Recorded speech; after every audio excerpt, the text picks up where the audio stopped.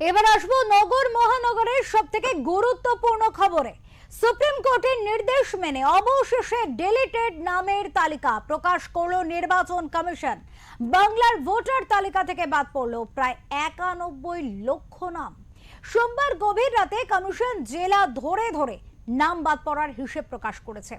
গত 28শে ফেব্রুয়ারি রাজ্যের প্রথম চূড়ান্ত ভোটার তালিকা প্রকাশের পর দেখা গিয়েছিল বাদ গিয়েছে 63,66,952 জনের নাম। অর্থাৎ 7ই এপ্রিল পর্যন্ত মোট 90,83,345 জন ভোটারের নাম বাদ পড়ল, যা তৃণমূল নেত্রীর অনুমান কিংবা বলা যেতে পারে বিরোধী দলনেতার দাবি কারুর হিসেব মেলালো না, এমনটা বলা যায়। রাজনৈতিক তত্ত্ব বাদ দিয়ে এবার মোটামুটি স্পষ্ট হলো রাজ্যের ভোটার চিত্র। এবার সংখ্যা তত্ত্বের নিরিখে প্রাক ভোটের হিসেব নিয়ে পড়েছে রাজনৈতিক মহল। উঠে আসছে নানান সম্ভাবনার কথা। প্রাক নির্বাচনী সমীক্ষার এই নিয়ে আমরা কথা বলবো আমাদের এডিটর ইন চিফ বিপ্লব দাসের সঙ্গে। এই নিয়ে যে আমাদের প্রতিবেদন, সেই প্রতিবেদন আগে শুনে নেব। বঙ্গভোটের আগে এসআইআর ইস্যুতে জল ঘোলা হয়েছে বিস্তর। চূড়ান্ত ভোটার তালিকা থেকে সাপ্লিমেন্টারি লিস্ট প্রকাশের পরও কত নাম বাদ গিয়েছে তা নিয়ে ধোঁয়াশা ছিল। অবশেষে ডিলিটেড নামের তালিকা প্রকাশ করলো নির্বাচন কমিশন। বাংলার ভোটার তালিকা থেকে বাদ পড়লো প্রায় 91 লক্ষ নাম। সোমবার গভীর রাতে ডিলিটেড নাম প্রকাশ করেছে কমিশন। কমিশনের দেওয়া পরিসংখ্যান অনুযায়ী বিবেচনাধীন তালিকা থেকে সবচেয়ে বেশি নাম বাদ পড়েছে মুর্শিদাবাদ জেলায়। ওই জেলায় বিবেচনাধীন ভোটারের মধ্যে 4,55,137 জনের নাম বাদ পড়েছে। চূড়ান্ত তালিকায় ওই জেলা থেকে বাদ গিয়েছিল 2,93,822 জনের নাম। বিবেচনাধীনদের হিসেব প্রকাশ্যে আসার পর দেখা যাচ্ছে ওই জেলা থেকে বাদ পড়েছে মোট 7,48,959 জনের নাম। দুই তালিকা মিলে সবচেয়ে বেশি নাম বাদ পড়েছে উত্তর 24 পরগনায়। এই জেলার বিবেচনাধীন ভোটারের মধ্যে 3,25,666 জনের নাম বাদ পড়েছে। 28শে ফেব্রুয়ারির তালিকা ধরলে এই জেলা থেকে বাদ পড়া ভোটারের সংখ্যা 12,60,096 জন। তালিকা 39,375 জনের নাম। আগে এই জেলা থেকে বাদ গিয়েছিল 4,59,530 জনের নাম। দুই তালিকা মিলিয়ে দক্ষিণ 24 পরগনায় বাদ গিয়েছে 10,91,098 জনের নাম। অন্যদিকে পূর্ব মেদিনীপুরে মোট বাদ পড়া ভোটারের সংখ্যা 1,65,345 জন। কলকাতা জেলা থেকে বাদ গিয়েছে 6,97,160 জন ভোটারের নাম। কমিশন জানিয়েছে বিবেচনাধীন তালিকায় থাকা 60,06,675 জন ভোটারের মধ্যে 59,94,512 জন পরিসংখ্যান প্রকাশ করা হয়েছে। বাকি 22,163 জন ভোটারের নামের নিষ্পত্তি হয়ে গেলেও সেগুলিতে স্বাক্ষর করা হয়নি। সে কারণে ওই প্রক্রিয়া সম্পন্ন হলে বাদ পড়ার নামের তালিকায় আরও কিছু নাম যুক্ত হতে পারে। ঠিক উল্টোভাবে ভোটার তালিকাতেও আরও কিছু নাম সংযুক্ত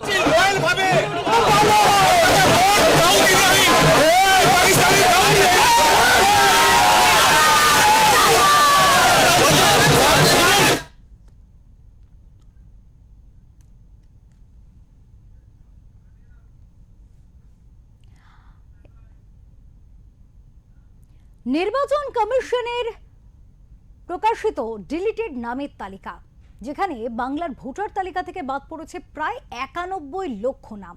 তাহলে এরপর পরিসংখ্যানটা কিন্তু মোটামুটি সামনে এসে দাঁড়িয়েছে। বাংলায় ভোটারের যে সংখ্যা, সেটাও কোনো মতে আমরা বলা যেতে পারে, ধরে নিতে পারি 91 লক্ষ নাম কিন্তু এই মুহূর্তে রয়েছে। যদিও ট্রাইব্যুনালে এখনো আবেদন জমা পড়ছে, কিন্তু এর পরিসংখ্যানটা তাহলে কি দাঁড়াচ্ছে আমরা কথা বলে নেব। আমাদের সাথে রয়েছেন আমাদের এডিটর ইন চিফ বিপ্লব দাস।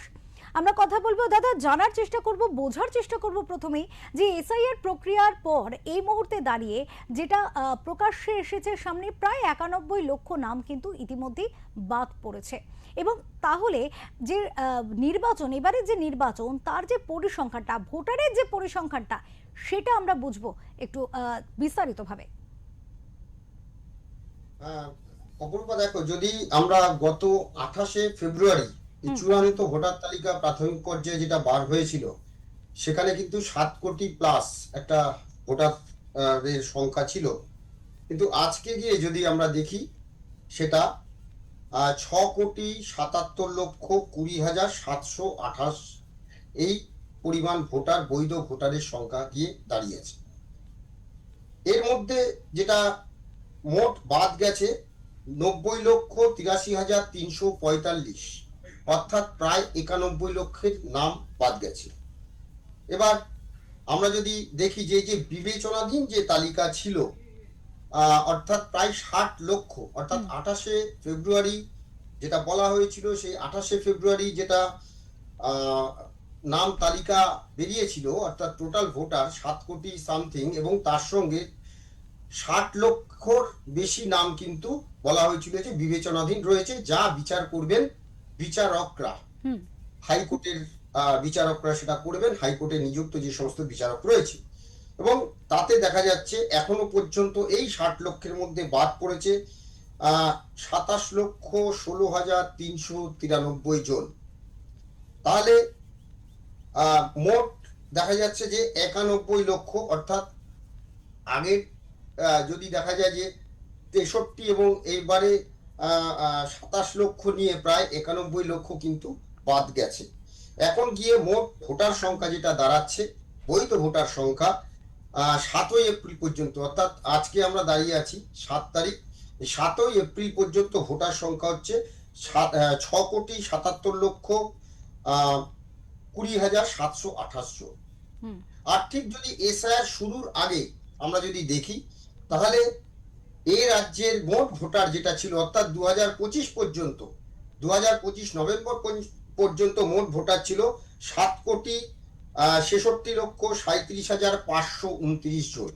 অর্থাৎ এইবারে সেটা বাদ গিয়ে চলে এসছে 6,77,20,728। এটা হচ্ছে একটা পরিসংখ্যান। এবার যদি এই পরিসংখ্যান আমরা জেলা ভিত্তিক ধরি, যেটা এসআইআর এর যে প্রাথমিক যে খসড়া তালিকা তৈরি হয়েছিল, তখন বাদ গেছিল 58 লক্ষ, যে বাদ গেছিল যখন এনুমারেশন যে ফর্ম দেওয়া হয়েছিল, জমা হয়েছিল, সেখানে 58,20,000 নাম বাদ গেছিল। সেই 58,20,000 নামের মধ্যে কারা ছিলেন? না মৃত ভোটার ছিলেন, স্থানান্তরিত ভোটার ছিলেন, আর একটা হচ্ছে ডাবল বা ট্রিপল, যাদের নাম অর্থাৎ দুবার বা তিনবার বিভিন্ন জায়গায় রয়েছে, তাদের নাম ছিল। সেই নামটা বাদ গিয়ে তখন এটা হয়েছিল, তার সঙ্গে প্রায় 6 লক্ষ অ্যাড হয়েছিল, যেটা হচ্ছে ফর্ম 7 জমা দেওয়ার পরে, অর্থাৎ 63 লক্ষ প্লাস ছিল। এখন আবার এইটা নিয়ে প্রায় 91 লক্ষ হয়ে গেল। এটা আরেকটা দিক। এবার যদি আমরা জেলা ভিত্তিক ধরি, তাহলে কিন্তু প্রাথমিক পর্বে যা দেখা যাচ্ছে যে মানে এখনো পর্যন্ত সব থেকে মালদা এবং মুর্শিদাবাদ, তারপরে উত্তর 24 পরগনা, দক্ষিণ 24 পরগনা, হাওড়া, হুগলি, নদিয়া, পূর্ব বর্ধমান, এই যে 7-8টি জেলা আছে, এই 7-8টি জেলা কিন্তু শীর্ষে রয়েছে। তার মধ্যে মালদা এবং মুর্শিদাবাদে কিন্তু সব থেকে বেশি নাম বাদ গেছে। যদি আমরা দেখি যে মুর্শিদাবাদে 11,01,145 জনের মধ্যে 4,55,137 জনকে অযোগ্য ঘোষণা করা হয়েছে। মালদায় 8,28,127 জনের মধ্যে অযোগ্য ঘোষিত হয়েছেন 5,88,657 জন। এই যে মুর্শিদাবাদ জেলার প্রতিটা বিধানসভা পিছু অ্যাডজুডিকেশনের কারণে বাদ পড়েছে প্রায় 20,000-এর বেশি, অর্থাৎ এক একটা বিধানসভা কেন্দ্র যদি ধরি মুর্শিদাবাদে প্রায় 20,000-এর বেশি নাম বাদ পড়েছে। আর মালদায় প্রতি বিধানসভা পিছু প্রায় 50,000 ভোটারের নাম বাদ পড়েছে প্রত্যেক বিধানসভায়। ফলে যে আগামী দিনে এই যে মানে 7টা জেলার আমি নাম বললাম, তার মধ্যে মালদা, মুর্শিদাবাদ শুধু তো শীর্ষে রয়েছে। আমি যদি একটু উত্তর 24 পরগনা, দক্ষিণ 24 পরগনা দেখি, উত্তর 24 পরগনায় বিবেচনাধীন ভোটার 3,25,666, আর সেখানে মোট বাদ গেছে 12,60,96 জন বাদ গেছে। আর দক্ষিণ 24 পরগনায় বাদ গেছে 10,91,098 জন। মানে যদি আমরা বিচার করি কত লোকের নাম এবারে বাদ গেল, এবং এই জানি না মানে যাদের নাম বাদ গেছে তাদের মধ্যে টোটাল 91 লক্ষের মধ্যে যে 27 লক্ষের কথা এখন বলা হচ্ছে, হ্যাঁ, যে 27 লক্ষ নাম বাদ পড়লো সেই বাদে তারা আদৌ এই যে কি বলে অ্যাপিল করবে, অ্যাপিল করার ট্রাইব্যুনালে, পরে ট্রাইব্যুনাল এর কাছে গেছে এবং আগামী 13 তারিখ সুপ্রিম কোর্ট তাই নিয়ে কি নির্দেশ দেয় সেদিকে আমাদের নজর থাকবে এখন। একেবারে এখানে আর একটা প্রশ্ন রাখতে চাইবো যে দেখা যাচ্ছে যে প্রায় 91 লক্ষ ভোটারের নাম এখনো পর্যন্ত যদি ধরা হয় তাহলে বাদ পড়েছে। এই 91 লক্ষ নাম সংখ্যাটা তো নেহাত কম নয়। নির্বাচনের ক্ষেত্রে এর একটা বড়সড় প্রভাব পড়তে চলেছে, এটা কিন্তু ধারণা করাই যাচ্ছে। এখন দেখা যাচ্ছে প্রাক নির্বাচনী সমীক্ষা ইতিমধ্যেই শুরু হয়ে গিয়েছে এবং সেখানে কিন্তু কার্যত শাসক দল এবং বিরোধী দল একেবারে হাড্ডাহাড্ডি যুযুধান দুই দল কিন্তু একেবারে লড়াইয়ের ময়দানে নেমে পড়েছে। স্বাভাবিকভাবে প্রশ্ন উঠছে, তাহলে নির্বাচনের চিত্রটা কি দাঁড়াতে চলেছে? আমরা যদি একটুখানি দেখি গত 2021 সালের নির্বাচন বিধানসভা আর 2024 সালের যে লোকসভা নির্বাচন হয়েছে, তাতে যদি বিধানসভা ভিত্তিক যে ফল সেখানে 3টে ভাগে যদি ভাগ করা যায়, একটা হচ্ছে যে 1000 থেকে 5000-এর মধ্যে ফলাফল মানে কম ব্যবধান যদি দেখা যায়, বা 0 থেকে 5000, 5000 থেকে 20000, তারপরে 20000 থেকে 50000, এই যে বিষয়টা যদি দেখা যায়, আমি শুধু মালদা মুর্শিদাবাদ যেটা বললাম যে এক একটা বিধানসভায় যে পরিমাণ বাদ গেছে, মানে মালদাতে বলছে 50,000 আর মুর্শিদাবাদের 20,000, এই যদি হয় সিচুয়েশন, তাহলে এই ভোট কার ছিল, কার বাক্সে যেত এই ভোট? কারণ দু তরফেই কিন্তু যদি দেখা যায় যে আমরা যদি দেখি বিজেপি বা তৃণমূল, সেই সঙ্গে বামেদেরও তো বা কংগ্রেসেরও তো একটা ভোট ছিল, একটা পার্সেন্টেজ অফ ভোট ছিল। অর্থাৎ এই যে এই পার্সেন্টেজ অফ ভোটটা এখন কিন্তু যারা ভোট কৌশলী বলো বা রাজনৈতিক বিশ্লেষক বলো, প্রত্যেকের কিন্তু গুলিয়ে গেছে, পুরো জিনিসটা কিন্তু পুরো গুলিয়ে গেছে যে কি হতে পারে কেউ কিন্তু কিছু বলতে পারছে না। যে এক একটা বিধানসভার যা সিচুয়েশন, যে এই যে এত পরিমাণ ভোটার বাদ গেছে, তাহলে ভোটার পার্সেন্টেজ কার কোন দিকে যাবে, কার বাক্সে যাবে, কোন সিম্বলে ভোটটা যাবে, এটা নিয়ে কিন্তু কেউ এখনো মানে বলতে পারছে না, বুক বাজিয়ে বলতে পারছে না যে আমরা এই কেন্দ্রে জিতবো। এখন কিন্তু হাড্ডাহাড্ডি লড়াইয়ের বিরাট সম্ভাবনা, মানে সম্ভাবনা কি, হাড্ডাহাড্ডি লড়াই তো হবেই। কোন কেন্দ্রে কে জিতবে এখনো কিন্তু সেটা কিন্তু বলা যাচ্ছে না। একেবারে দাদা, আরো একটি বিষয়ে আসবো যে 7টি জেলায় মূলত আমরা দেখছি যে 7টি জেলায় বেশি পরিমাণে বাদ গিয়েছে এবং সেক্ষেত্রে কিন্তু কার্যত দুটি জেলা, যেটা মালদা এবং মুর্শিদাবাদ, এই দুটি জেলার উল্লেখ বারবার সামনে উঠে আসছে। কারণ এবং সেক্ষেত্রে বলা যেতে পারে এখানে কিন্তু সংখ্যালঘু অধ্যুষিত এরিয়া, মানুষের সেখানে সংখ্যালঘু মানুষের সেখানে বসবাস বেশি।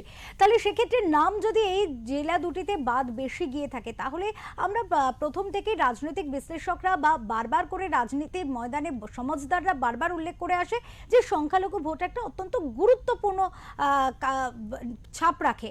তাহলে সেই ছাপটাও তো অনেকটাই প্রভাবিত করতে পারে বর্তমানে যা পরিস্থিতি।